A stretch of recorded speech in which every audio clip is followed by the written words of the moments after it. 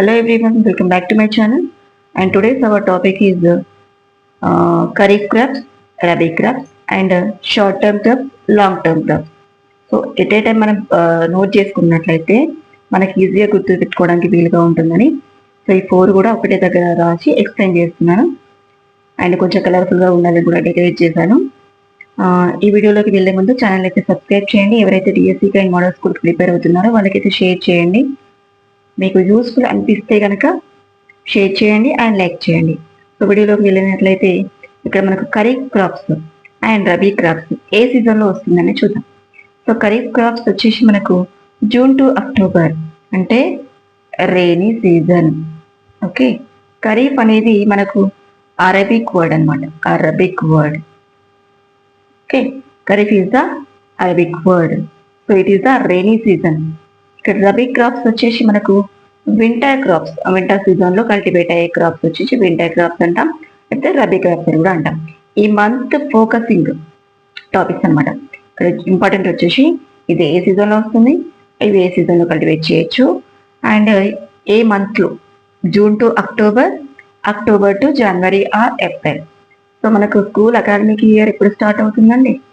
School academic year మనకు June లో start అవుతుంది కదా. సో అట్లా జూన్ టు అక్టోబర్ అని గుర్తుపెట్టుకోండి. ఫస్ట్ టైం హాలిడేస్ ఎప్పటి వరకు? మనకు దసరా హాలిడేస్ అక్టోబర్ వరకు కదా, అంటే ఇయర్ అక్టోబర్ కాబట్టి first time. And second time వచ్చేసి అక్టోబర్ టు జనవరి ఆర్ ఏప్రిల్లో ఎండ్ అవుతుంది కదా, అది సెకండ్ టైం అని గుర్తుపెట్టుకుంటా. అంటే ఈజీ ఎట్లా గుర్తుపెట్టుకోవాలో మీకు ట్రిక్ అనేది చెప్తున్నాను. అండ్ మీ వేలో కూడా మీరు గుర్తుపెట్టుకోవచ్చు, నో ప్రాబ్లం. సో ఇక్కడ June to October, October to January or April. June to October అంటే ఎన్ని నెలలు చెప్పండి, ఎన్ని months? June, July, August, September, October అంటే 5 months. So October, November, December, January మనకు 4 to 5 months అవుతుంది. ఇది కూడా 5 to 9 months అవుతుంది.